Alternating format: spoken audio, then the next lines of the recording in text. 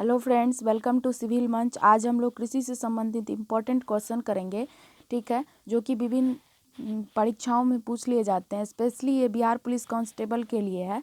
मुझे आशा है कि ये वीडियो आपको ज़रूर पसंद आएगी। तो चलिए वीडियो को शुरू करते हैं। चूँकि हम कृषि के बारे में पढ़ रहे हैं तो इसलिए इसके संबंधित सभी चीज़ों को पहले हम समझ लेते हैं। तो एग्रीकल्चर सबसे पहला आता है, जो एग्रीकल्चर जिसका अर्थ होता है कृषि। शब्द की उत्पत्ति लैटिन शब्दों से हुई है, जिसमें पहला है एग्री जिसका अर्थ होता है मृदा अर्थात सॉइल, तथा कल्चर जिसका अर्थ होता है कृषि अर्थात कल्टीवेशन।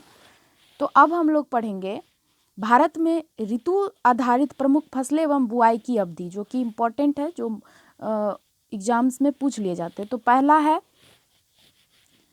रबी फसल, जो कि शीतकालीन फसल है। इसमें होते हैं गेहूं, जौ, चना, मटर, सरसों, मसूर, आलू इत्यादि, ठीक है। और इनकी बुआई की अवधि कब है? तो अक्टूबर नवंबर, और कटाई की अवधि मार्च अप्रैल। नेक्स्ट है हमारा खरीफ फसल, ठीक है। तो ये खरीफ फसल कब होते हैं? तो खरीफ फसल ग्रीष्मकालीन फसल है, ठीक है। और इसके अंतर्गत कौन कौन आते हैं? तो चावल, ज्वार, बाजरा, मक्का, तिल, मूंगफली, उड़द, कपास, रागी, सोयाबीन इत्यादि। और ये कब कब बोई जाती है? तो ये जून जुलाई में बोई जाती है और अक्टूबर नवंबर में काटी जाती है, ठीक है।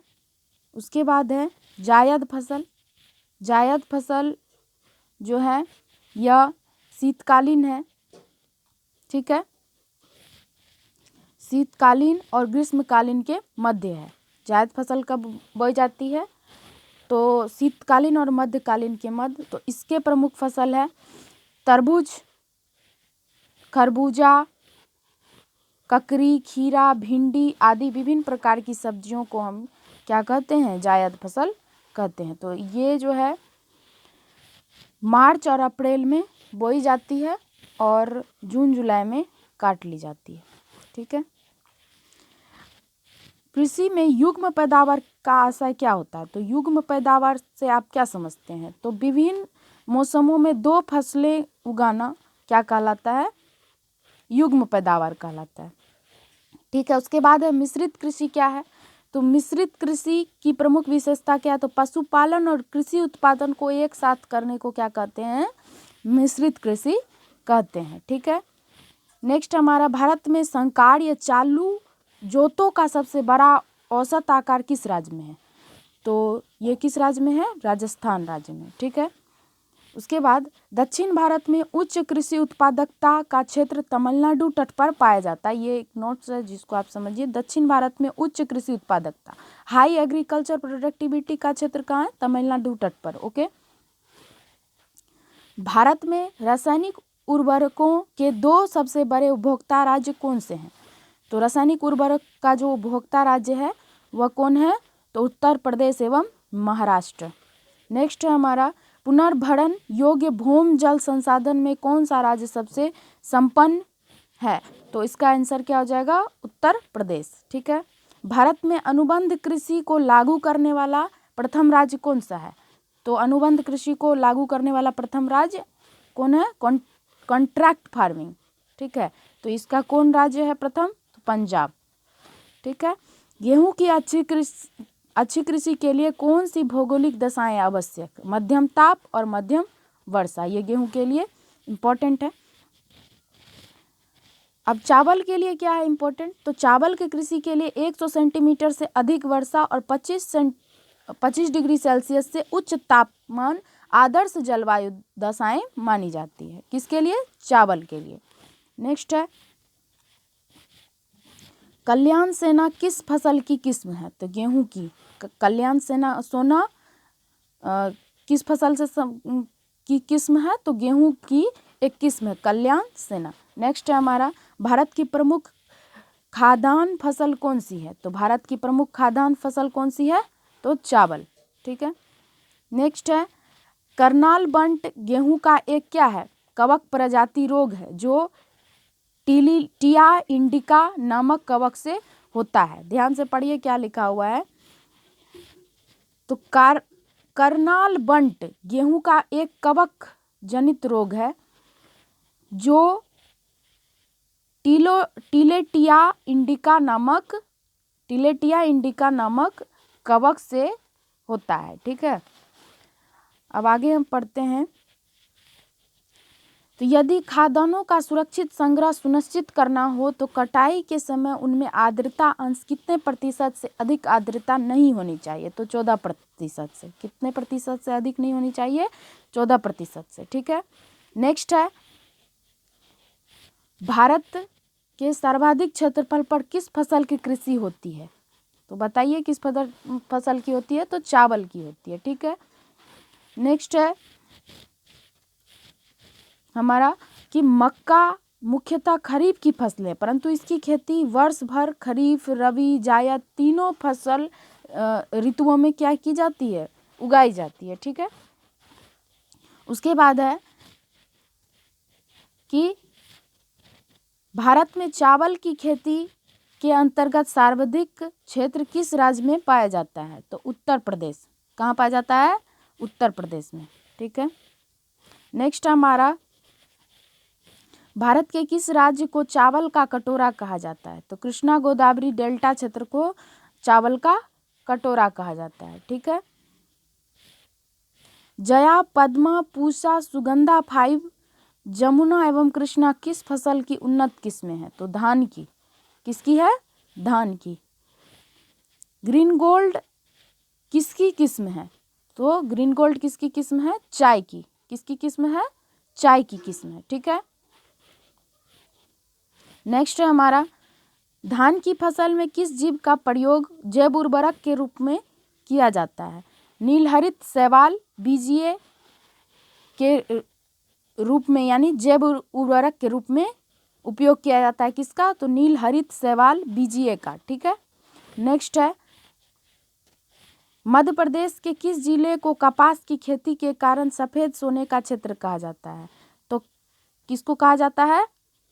बताइए।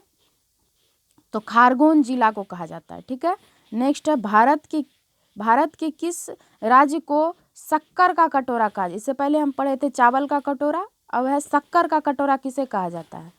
तो शक्कर का कटोरा कहा जाता है उत्तर प्रदेश को।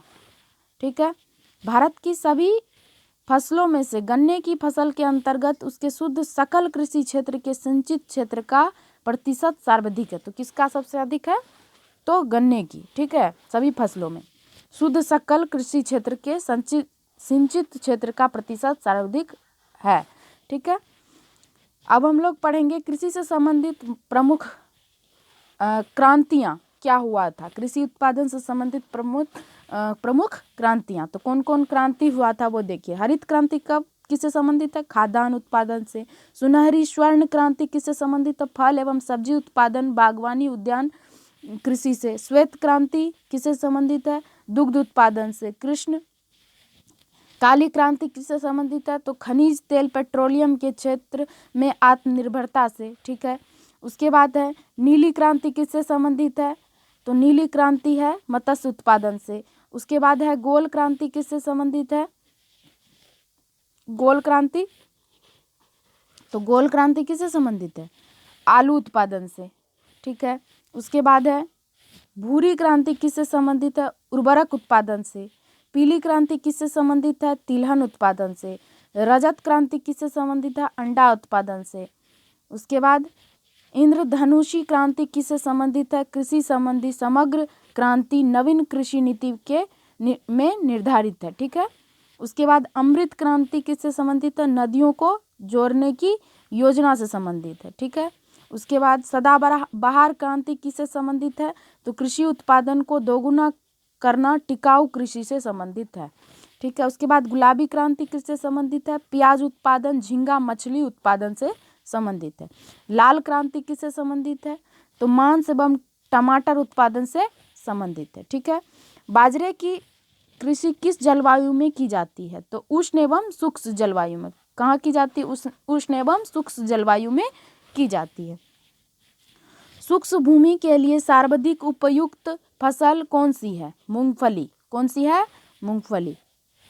ओस और बोरो किस फसल की किस्में हैं? तो धान की। किसकी, किसमें है, धान की। भारत में सोयाबीन का अग्रणी उत्पादक राज्य कौन सा है, कौन सा राज्य है, तो मध्य प्रदेश। कौन सा राज्य है, मध्य प्रदेश। नेक्स्ट है, कोसल किस फसल की उन्नत प्रजाति है, तो ये किसकी उन्नत प्रजाति है, मूंगफली की। ठीक है। उसके बाद प्रमुख कृषि संगठन एवं उनके मुख्यालय कौन कौन है, ये भी इम्पोर्टेंट है। ठीक है। तो भारतीय दलहन अनुसंधान संस्थान कहाँ है, कानपुर। समेकित कीट प्रबंधन राष्ट्रीय केंद्र कहाँ है, तो नई दिल्ली। अंतर्राष्ट्रीय चावल अनुसंधान संस्थान कहाँ है, मनीला। इसका मुख्यालय कहाँ है, तो मनीला। ठीक है। अर्ध शुष्क क्षेत्रों हेतु अंतर्राष्ट्रीय फसल अनुसंधान संस्थान कहाँ है, हैदराबाद। ठीक है। उसके बाद सूखे क्षेत्रों में अंतर्राष्ट्रीय कृषि अनुसंधान केंद्र, इसका मुख्यालय कहाँ है, तो एलेप्पो। राष्ट्रीय कृषि और ग्रामीण विकास बैंक का मुख्यालय कहाँ है, मुंबई। अंतर्राष्ट्रीय मक्का और गेहूं वृद्धि केंद्र का मुख्यालय कहाँ है, मैक्सिको। ठीक है। उसके बाद देखिए,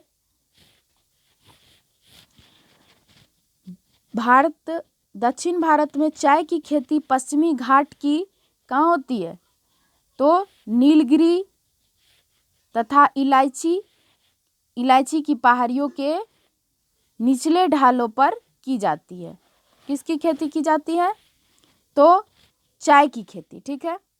अब चलिए और इम्पोर्टेंट प्रश्न पे चलते हैं। ठीक है।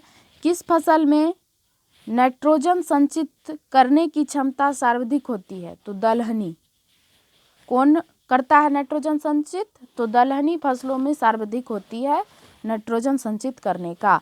तो दलहनी फसलों हेतु कोबाल्ट आवश्यक है तथा कोबाल्ट राइजोबियम जीवाणु हेतु नाइट्रोजन स्थिरीकरण के लिए आवश्यक तत्व है। ठीक है। तो कौन इंपॉर्टेंट, दलहनी फसलों में राइजोबियम नामक जीवाणु होते हैं जो नाइट्रोजन स्थिरीकरण के लिए क्या है, आवश्यक है। भारत को 3/4 से अधिक कच्चा रेशम किन किन राज्य से प्राप्त होता है, तो कर्नाटक एवं आंध्र प्रदेश से प्राप्त होता है। ठीक है।